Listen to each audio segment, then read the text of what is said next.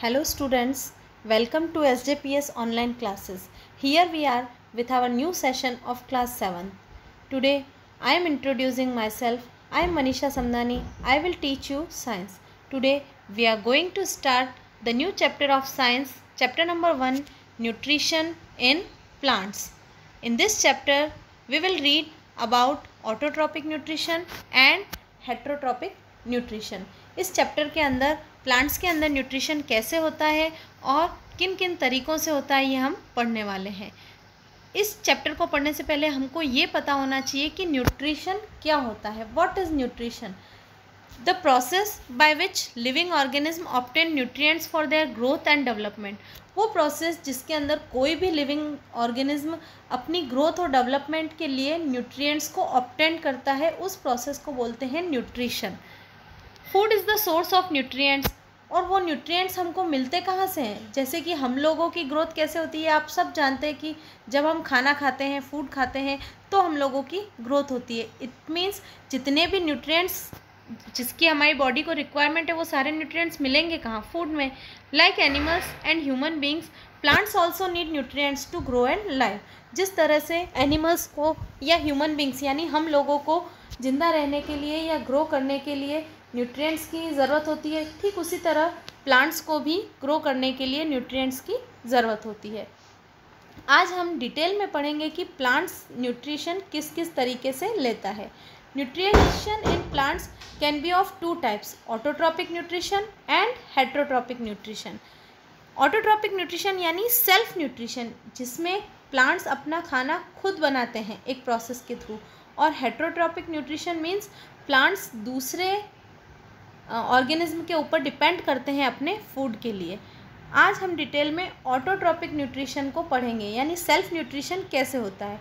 Most plants are green in colour. ये आप सब लोगों को पता है कि ज़्यादातर प्लांट्स ग्रीन कलर के होते हैं. क्या आपको पता है कि ये ज़्यादातर प्लांट्स ग्रीन कलर के किस रीज़न की वजह से होते हैं? क्योंकि उनके अंदर एक पिगमेंट प्रेजेंट होता है, क्लोरोफिल. उस क्लोरोफिल की वजह से प्लांट्स का कलर ग्रीन होता है. अब उस क्लोरोफिल का काम क्या है, क्यों ज़रूरी है वो ऑटोट्रॉपिक न्यूट्रिशन में? वो क्लोरोफिल क्या करता है, सन के अंदर प्रेजेंट एनर्जी यानी सनलाइट को ट्रैप कर देता है और उस सनलाइट की हेल्प से प्लांट्स अपना फूड खुद बनाते हैं. Such nutrition where the food is prepared by the organism itself it's called autotrophic nutrition. वो न्यूट्रिशन जिसमें प्लांट्स अपना खाना खुद बनाते हैं वो ऑटोट्रॉपिक न्यूट्रिशन है. The organism capable of preparing their food are called autotrophs. क्या हम लोग अपना खाना खुद बना सकते हैं क्या किसी प्रोसेस के थ्रू? हम लोग ऐसा नहीं कर सकते. So we are not autotrophs. Plants को हम ऑटोट्रॉप्स क्यों कह रहे हैं? क्योंकि उनके अंदर ये कैपेसिटी है अपने खुद का फूड बनाने की. All green plants are autotrophs. जितने भी ग्रीन प्लांट्स हैं वो सारे के सारे ऑटोट्रॉप्स हैं, यानी उन सारे के अंदर ये कैपेसिटी होती है कि वो अपना खाना खुद बना सकते हैं. और ऐसी कौन सी प्रोसेस है जिसके थ्रू वो अपना खाना खुद बनाते हैं? उस प्रोसेस को बोलते हैं फोटोसिंथेसिस प्रोसेस. इस चैप्टर में हम फोटोसिंथेसिस प्रोसेस को डिटेल में पढ़ने वाले हैं कि फोटोसिंथेसिस की प्रोसेस क्या होती है, उनमें कौन कौन से इंग्रेडिएंट की ज़रूरत होती है और कैसे उसके थ्रू हमको मतलब प्लांट्स को फूड मिलता है. Photosynthesis process. The word photo means light and the word synthesis means putting together. Photosynthesis का मतलब ये है कि लाइट का यूज़ करते हुए कुछ इंग्रेडिएंट्स को एक साथ मिला के और फूड को प्रिपेयर करने की process. The process of photosynthesis therefore involves putting together of ingredients such as carbon dioxide and water. अब फोटोसिंथेसिस की प्रोसेस में कौन कौन से इंग्रेडिएंट चाहिए? एक तो कार्बन डाइऑक्साइड चाहिए, वाटर चाहिए और सनलाइट और क्लोरोफिल की प्रेजेंस चाहिए. जब इन सारे इंग्रेडिएंट्स को मिक्स करते हैं तो फोटोसिंथेसिस की प्रोसेस होगी. अब ये इंग्रेडिएंट्स मिलते कहाँ से हैं प्लांट्स को? फर्स्ट अपन बात करते हैं वाटर एंड मिनरल्स की. तो आप लोगों को सबको पता है कि प्लांट वाटर और मिनरल्स कहाँ से एब्जॉर्ब करता है? रूट सिस्टम से. The root system in plants help in the absorption of water and minerals from the soil. मिट्टी के अंदर से वाटर और मिनरल्स को एब्जॉर्ब करते हैं प्लांट्स सॉइल के through. These are carried to the other parts of the plants through tubular structures called xylem. और प्लांट्स क्या करते हैं? जाइलम एक ट्यूबलाइट स्ट्रक्चर होता है इस तरह का. इस स्ट्रक्चर के थ्रू मिट्टी के अंदर से जो वाटर और मिनरल्स एब्जॉर्ब करते हैं वो इस पाइपलाइन नेटवर्क के थ्रू प्लांट के हर पार्ट तक पहुंचता है।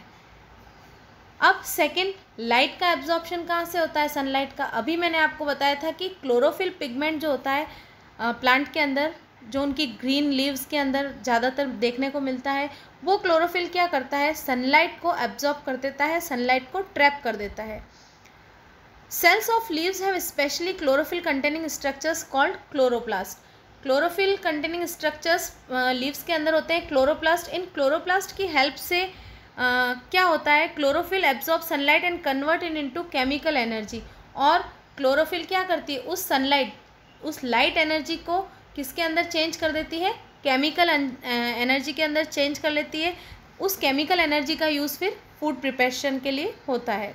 अब नेक्स्ट इज कार्बन डाइऑक्साइड। अगला इंग्रेडिएंट है वो है कार्बन डाइऑक्साइड। ये तो आप सबको पता है कि कार्बन डाइऑक्साइड एयर के अंदर प्रेजेंट होती है, तो प्लांट्स एयर के थ्रू कार्बन डाइऑक्साइड लेते हैं। लेकिन प्लांट्स के किस बॉडी पार्ट के थ्रू वो प्लांट्स के अंदर ये कार्बन डाइऑक्साइड पहुंच जाती है, तो प्लांट्स की जो ग्रीन लीव्स होती है उनके आइदर साइड्स के ऊपर स्टोमेटा स्ट्रक्चर होते हैं। उन स्टोमेटा के थ्रू जब वो स्टोमेटा ओपन होते हैं और क्लोज होते हैं, उनके थ्रू कार्बन डाइऑक्साइड और ऑक्सीजन का एक्सचेंज होता है प्लांट्स के अंदर। The water taken up into leaves enters and make the guard cells through. अब ये देखो, ये जो स्टोमेटा है, आपको इस स्क्रीन के ऊपर स्टोमेटा का फिगर आपको नज़र आ रहा है। जब ये जो स्टोमेटा है ये गार्ड सेल से सराउंडेड होते हैं। जब ये गार्ड सेल्स वाटर से फिल हो जाते हैं तो ये फूल जाते हैं। जैसे ये गार्ड सेल्स फूलेंगे तो ये जो स्टोमेटा है ये ओपन हो जाएगा, और जब इन गार्ड सेल्स के अंदर से वाटर श्रिंक हो जाएगा तो ये स्टोमेटा क्लोज हो जाएंगे। यानी इस कंडीशन में आपको क्लोज स्टोमेटा दिखाया हुआ है, इस कंडीशन में आपको ओपन स्टोमेटा दिखाया हुआ है। और इन स्टोमेटा के थ्रू क्या होता है, जब ये स्टोमेटा ओपन होते हैं तो कार्बन डाइऑक्साइड अंदर जाती है, ऑक्सीजन बाहर जाती है। ठीक है, यानी गैसेस का जो एक्सचेंज है वो किसके थ्रू होता है, स्टोमेटा के थ्रू। और ये स्टोमेटा कहाँ प्रेजेंट होते हैं, लीव्स के अंदर प्रेजेंट होते हैं। अब इस फ्लो चार्ट के अंदर फोटोसिंथेसिस की पूरी प्रोसेस को दिखाया हुआ है। सबसे पहले क्या होता है, chlorophyll present in chloroplast help in the absorption of sunlight. Chlorophyll की वजह से सनलाइट का एब्जॉर्प्शन होता है, लाइट एनर्जी का, जिसको क्लोरोप्लास्ट किस में चेंज कर देते हैं, केमिकल एनर्जी में। उसके बाद कार्बन डाइऑक्साइड, कार्बन डाइऑक्साइड कहाँ से एंटर करती है, लीव्स के अंदर जो स्टोमेटा होते हैं उनके थ्रू ये कार्बन डाइऑक्साइड प्लांट के अंदर एंटर करती है। और ऑक्सीजन रिलीज होती है। अभी मैंने बताया आपको, कार्बन डाइऑक्साइड और ऑक्सीजन का एक्सचेंज किसके ऊपर डिपेंड करता है, स्टोमेटा के ऊपर कंट्रोल है, स्टोमेटा का कंट्रोल है। Food is produced in the form of starch. अब जब ये सारी चीज़ें मिक्स हो जाती है उसके बाद प्लांट्स का खाना तैयार हो जाता है। Food is produced in the form of starch, और वो स्टार्च की फॉर्म में लीव्स के ऊपर स्टोर होके रहता है। ठीक है, ये पूरी प्रोसेस अभी जो हमने पढ़ी वो फोटोसिंथेसिस की प्रोसेस थी। फोटोसिंथेसिस की प्रोसेस को जब हम किसी इक्वेशन में लिखेंगे तो कैसे लिखेंगे, ये इसकी केमिकल रिएक्शन है जिसमें कार्बन डाइऑक्साइड और वाटर जब लाइट और क्लोरोफिल के प्रेजेंस में एक दूसरे के साथ मिलते हैं तो प्लांट का फूड बनाते हैं। और वो प्लांट का फूड क्या बना है, यानी प्रोडक्ट क्या है, इधर हम लिखते हैं वो रिएक्टेंट्स होते हैं, यानी जो एक दूसरे के साथ मिल रहे हैं, रिएक्शन कर रहे हैं। यानी कार्बन डाइऑक्साइड और वाटर ये एक दूसरे के साथ रिएक्शन कर रहे हैं, और इनकी रिएक्शन के थ्रू जो प्रोडक्ट बन रहा है वो प्रोडक्ट ही प्लांट्स का फूड है। और वो प्रोडक्ट क्या बन रहा है, स्टार्च और ऑक्सीजन। ये आपको फोटोसिंथेसिस का डायग्राम इसमें नज़र आ रहा है। देखो, सनलाइट से कैसे एनर्जी प्लांट ट्रैप कर रहा है, और कार्बन डाइऑक्साइड लीव्स के थ्रू अंदर जा रही है, ऑक्सीजन बाहर निकल रही है, वाटर और मिनरल्स सॉइल के थ्रू प्लांट एब्जॉर्ब कर रहा है और अपना फूड प्रिपेयर कर रहा है। Besides green plants there are other organism too that perform photosynthesis. Green plants के अलावा कुछ ऐसे और भी ऑर्गेनिज्म हैं जो फोटोसिंथेसिस को परफॉर्म करते हैं। कौन से ऑर्गेनिज्म हैं वो हैं ग्रीन एल्गी। आपने देखा होगा कि पानी की तालाब वगैरह उसमें पूरी की पूरी ग्रीनिश लेयर जमा हो जाती है। वो ग्रीनिश लेयर कैसे जमा होती है उस एल्गी के ऊपर, क्योंकि वो एल्गी क्या करते हैं, फोटोसिंथेसिस की प्रोसेस करते हैं वहाँ पर। The food produced by photosynthesis is starch which is carbohydrate. Oxygen is produced as a byproduct. अब फोटोसिंथेसिस की प्रोसेस के थ्रू जो मेन प्रोडक्ट है वो क्या बन रहा है, स्टार्च, जो कहाँ जमा हो रहा है, लीव्स के ऊपर। और इसके साथ साथ एक बाय प्रोडक्ट क्या बन रहा है, ऑक्सीजन।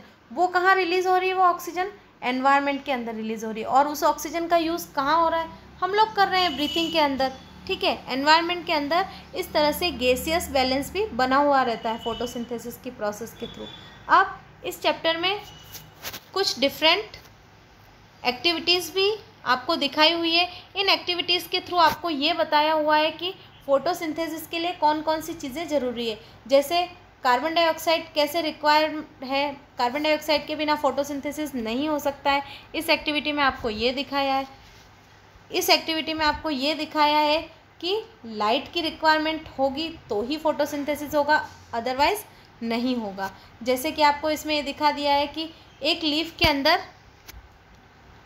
ब्लैक कलर का एक पेपर कवर कर दिया है और उस लीफ को आप अब सनलाइट के अंदर रखोगे तो जितनी भी दूसरी लीव्स हैं उनके अंदर फोटोसिंथेसिस की प्रोसेस होगी, लेकिन जिस लीफ को हमने ब्लैक कवर कर रखा है उसमें फोटोसिंथेसिस की प्रोसेस नहीं होगी क्योंकि लाइट वहाँ एब्जॉर्ब नहीं हो रही।